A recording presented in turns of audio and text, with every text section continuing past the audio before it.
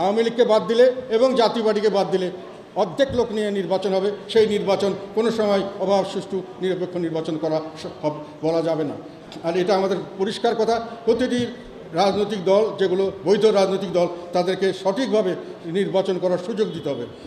প্রতিযোগী কমিয়ে দেওয়ার যে রাজনীতি, এই রাজনীতি কখনোই সফল হবে না।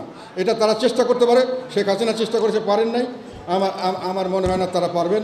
যে নির্বাচন যদি করতে হয়, সত্যিকার অর্থের নির্বাচন, প্রতিটি নাগরিকের অধিকার থাকবে।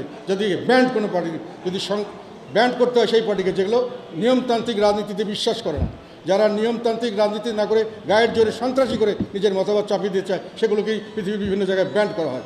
যারা জনগণের মতামতের ভিত্তিতে নিয়মতান্ত্রিক রাজনীতিতে আসে, তাদেরকে কোনোখানে ব্যান্ড করা হয় না। তাদেরকে যদি নির্বাচনে অংশগ্রহণ করতে না দেওয়া হয়, যেটা আমি একটু বললাম, তাহলে 50 ভাগ লোককে বাদ দিয়ে হাসিনা সরকার, ফেসিবাদ যাকে বলছেন, সে যে কাজ করছে, সেটা পুলিশ যেখানে অকার্যকর হয়ে গেছে, সেনাবাহিনী যেখানে গেছে, সেখানে আমরা কিছুটা হলো রিলিফ পেয়েছি। এখন পর্যন্ত মানুষের ভরসা হলো বিপদ হলে যদি কেউ না দেখে, সেনাবাহিনী হয়তো দেখতে পারে, তারাও সবসময় সাকসেসফুলি পারে নাই। কাজে তাদেরকে এখানে ডিস্টার্ব করা, তাদের সম্পর্কে কোনো রকম কথা বলা, আমি মনে করি জনস্বার্থের অনুকূলে নয়।